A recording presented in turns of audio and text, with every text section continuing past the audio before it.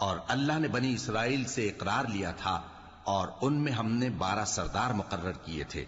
اور اللہ نے فرمایا کہ میں تمہارے ساتھ ہوں اگر تم نماز پڑھتے اور زکوٰۃ دیتے رہو گے اور میرے پیغمبروں پر ایمان رکھو گے اور ان کی مدد کرتے رہو گے اور اللہ کو قرض حسن دو گے تو میں تم سے تمہارے گناہ دور کر دوں گا اور تم کو بہشتوں میں داخل کروں گا جن کے نیچے نہریں بہ رہی ہیں۔ پھر جس نے اس کے بعد تم میں سے کفر کیا تو وہ سیدھے رستے سے بھٹک گیا۔ پس ان لوگوں کے عہد توڑ دینے کے سبب ہم نے ان پر لعنت کی اور ان کے دلوں کو سخت کر دیا۔ یہ لوگ کلمات کتاب کو اپنے مقامات سے بدل دیتے ہیں اور جن باتوں کی ان کو نصیحت کی گئی تھی ان کا بھی ایک حصہ فراموش کر بیٹھے،